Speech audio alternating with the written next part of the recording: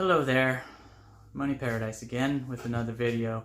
I have been very busy this past this week and a half. I think, yeah.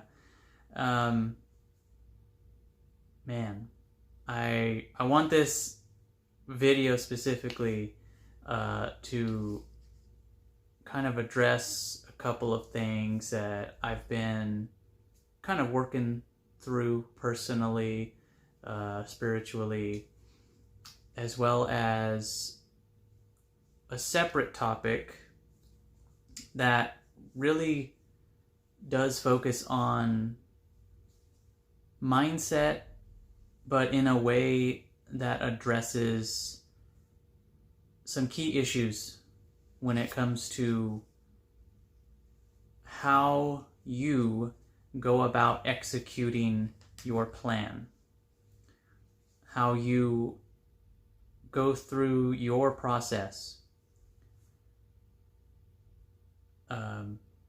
So I'll start with what I've got going on. Past couple of weeks, my family and I have been kind of retooling how we go about our day-to-day lives. More so in the way of how we go about making money. For the past couple of years, my wife has been the sole income earner of our family. And before then, in my last video, I talked about how, it was a rough transition, in the early goings, because I was used to being, the sole incomer or the top, the breadwinner of the family. But we've been able to make it happen, make it work for the past 2 years. And so only now, after 2 years, have we kind of started to experience, I guess, our first true test of this new way of going about it in terms of, income, generating income, right? And it has been difficult for me personally, it's been difficult to process how I can now contribute to earning again. I think an example would be that I haven't had to really be on the job hunt in over 12 years, because like I mentioned in my last video, I had a long-term job, spent over 10 years there, and then obviously the past 2 years, Jessie's been working her business, and I've been the stay-at-home dad, Mr. Mom, still side hustles, still, investing and using the income that, we've generated in the past outside of paying for the bills to, still have a focus on investing, especially, in crypto. I wonder if anyone out there is thinking, like, when is he going to start talking about crypto? I thought this was going to be like a crypto kind of channel, right? At some point, yeah, I'll definitely talk about crypto, and I might talk about it in this video. Who knows? I mean, this is all kind of a fluid, one take type deal. But anyways, so having to get back on the job hunt, that's been an experience for me that I've not felt in a very long time. Like having to fill out endless job applications, submit resumes, meet people face to face, try to have initial conversations to kind of get the ball rolling on the process of getting back into the workforce. And there was one interesting experience I had where, leading up to me walking in to this establishment to talk to an owner of this business, I was nervous as hell, very anxious.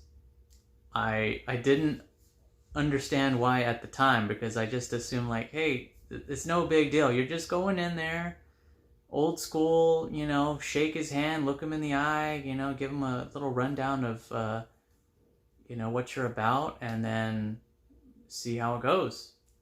But I go into this business, and I see the owner there, but he's surrounded by his employees, and they're not doing anything at the moment.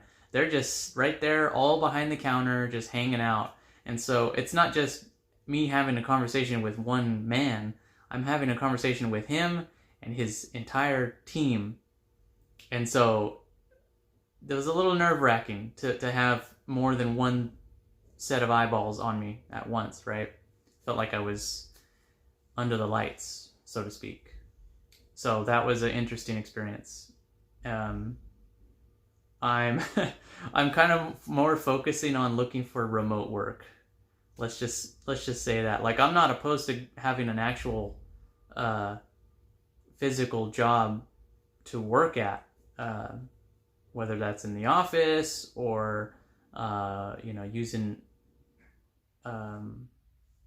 using my physical skills basically to do a job. That's it's all on the table. Whatever's out there, that's what I'm looking for. But it's still been a rough transition, because also I say a lot. I got to work on that. That's okay. Still an early process of this channel, but I digress. We are able to, and by we I mean the royal we, me and my wife, we have had very good conversations during this time. That's the main thing. We don't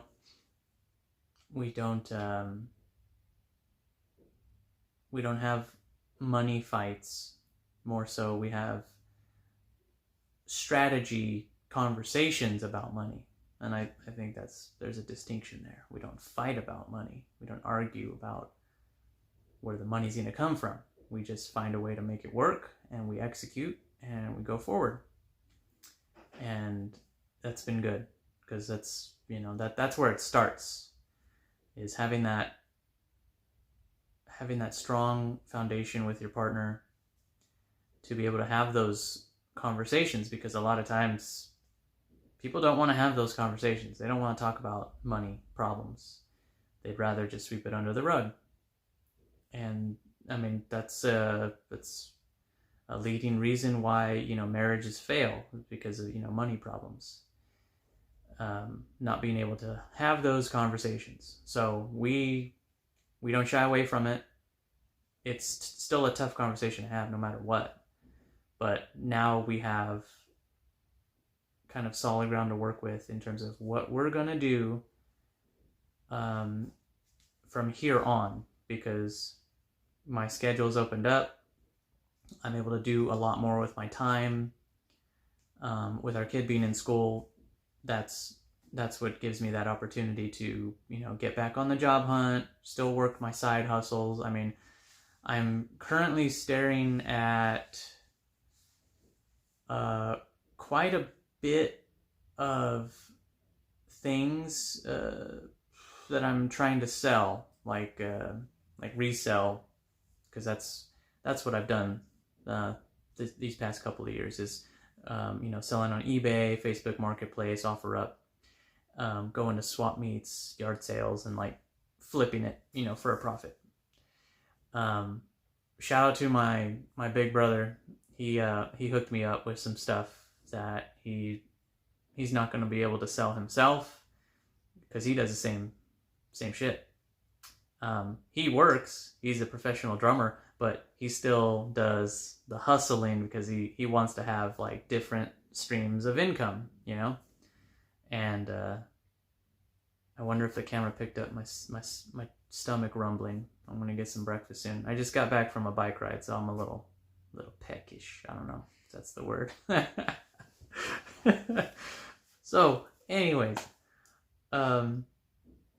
it's still been good. I've felt, even with those tough conversations, I've still felt like clear headed throughout the whole time. Like not panicking, because I know what we're capable of. I know what we can do in how we manage our money so that we don't end up in, you know, dire straits with credit card debt and, you know, late payments and all that. I've heard stories. You know, I have learned from people's experiences with that. And I mean, personally, I've been able to avoid those situations because of those life lessons that I learned, you know, indirectly from other people throughout my life. So it's been really good to get back on track, kind of just have a solid plan going forward and a really solid attitude of, we are not going to slow down what we're currently doing. Like, her business is solid. She knows what she needs to do to make money from that business. She has multiple avenues of generating income. So that's not something that we want to shut down just so that she can get a 9-to-5 kind of job. No. It's with me where I can get a job and I don't care what kind of job it is.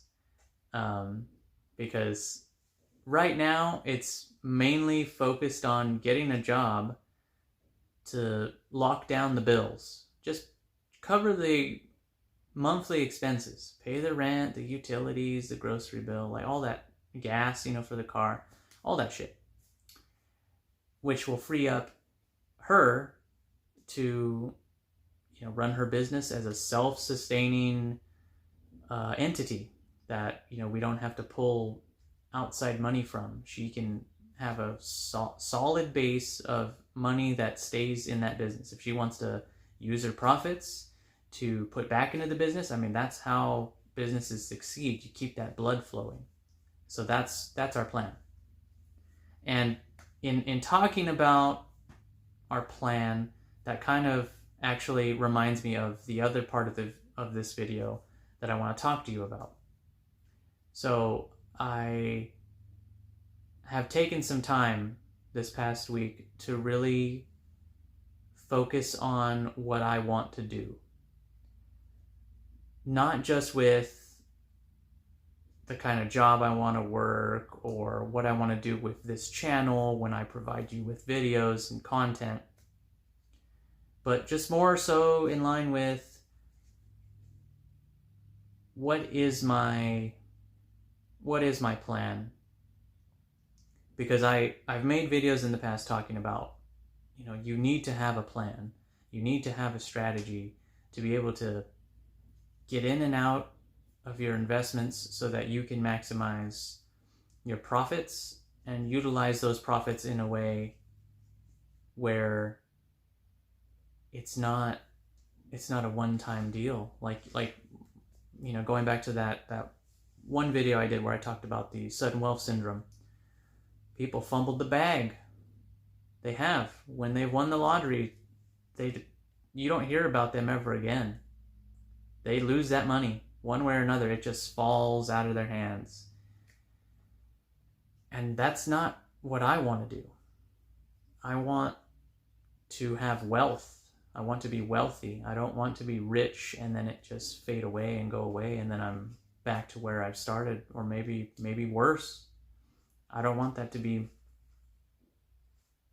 the result of what becomes of the money that I can earn. I want to be able to utilize that income, that money, to provide for my family, provide for my future, my family's future, create a solid base of financial security to where outside of our expenses, we can continue investing, because I still see myself as a lifelong investor. I want to invest in projects. I want to invest in people. Those things. I want to be able to sustain that.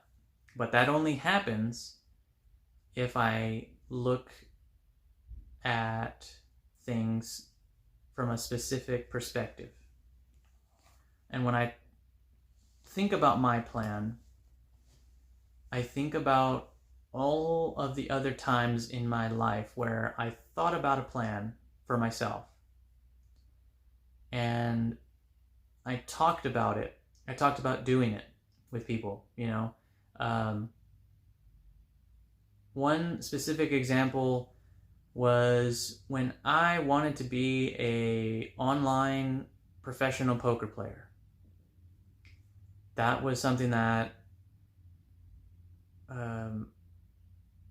interested me a lot. I really dove into that world of learning how to play Texas Hold'em poker. I would watch videos, and I had a coach, and you know, I studied a lot and I played a lot. You know, there were a lot of weekends, a lot of long weekends playing online.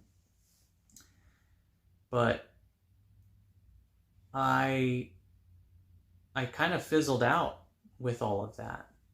And in this past week, I really kind of gained some perspective as to why. I talked more about what I wanted to do with being a poker player instead of doing those things, instead of actually executing on those things that I was speaking on. I talked about going to live events to play in tournaments, but I never did. I talked about studying, 6 to 8 hours, a week total. Like, I would have this plan where I would lay it all out of like, I want to be able to study a minimum amount of time just on poker. But I never did. It was something that I came to realize that I want to kind of lay out for you, so that when you start to formulate your plan, you can make this distinction for yourselves. And that distinction is this: talking about your plan and actually executing your plan in your brain will elicit the same response. However, it will not elicit the same result. You get a boost of dopamine by doing something that excites you, that makes you happy, that is enjoyable, that you get a really, you get the desired result. I found that you can actually get the same response in just talking about it with someone else, talking about your dreams, talking about all your grandiose plans. Like, I'm going to be a crypto millionaire, and I'm going to buy that Lamborghini and the big house and the big lots of land, and I'm going to have a farm, and my family's going to be set up. And it's in thinking of all those things that your brain elicits that dopamine. But it's not the same as the work that you put in to get that result. Because getting that actual desired result is where you get the most realized um, return, as opposed to just thinking about it and talking about it. You're laying out all these plans to whoever you're speaking with, and it does make you feel good to talk about it, because maybe you're talking about it with someone who has no idea what you're doing. Specifically, like, for example, I should say, you're talking about crypto with someone and they don't really know what it is. They don't, maybe they've heard about it on the news, cable TV, maybe they've heard it referenced in a movie or a TV show. But other than that, they have no real interest in it. They may think you're a little crazy in putting your money towards something that they don't really understand, right? But you're explaining it to them, you're talking to them, and it gives you that feeling of like, I'm a part of something that not many people are aware of or involved in themselves. The majority of the world right now is not involved in this stuff, but I am. And that makes me feel good, because it's like I'm on the inside track before everyone else, right? And that's a good feeling. I mean, I personally have felt that. It's like the projects that I've invested in, they're going to be the future of finance. They're going to be the future of what makes money. What makes things happen in the world is going to be a result of these crypto projects and tokens. But that's where you have to be the most careful, because it's not just about thinking about all the projects, all the coins that you've invested in. You still have to keep in mind that whether you sell to make the money to then do the things that you want to do with your plan, or you utilize your crypto in a way that generates income. No matter how you go about it, right? Whatever that avenue is that you choose, you still have to do the work of knowing what these avenues of generated income are about. You still have to do the work of research to make sure that where you're putting your tokens, where you're putting your money, is actually going to do what you want it to do. You definitely don't want to just stop at dreaming of the thing, because that's where you get lost in the sauce. Keep in mind that your brain doesn't know the difference. If you feel good because you think you're rich, doesn't mean that you're actually rich. Like, it's a psychological thing. You can actually lie to your brain about a lot of things, and your brain will elicit the response that you want. I go back to my last video on anxiety. You have the ability to address some of the triggers with anxiety. And in doing so, it can rewire your brain. It can kind of, I don't want to say trick your brain, but it's kind of like that, to where you're not triggered by those things anymore. Because if those things triggered you in the past, technically they could still trigger you. It just depends on how you react to it, how you go about your response, your body's response to those triggers. So if you just think it, your body will perceive the result. But that's not the same. The reality is what you need to be focused on. You may think, I'm invested in these crypto coins and that's enough. You've only just begun. The journey has only just begun. This is the time where you can't stop. You have to keep pushing forward to get the desired result that you want.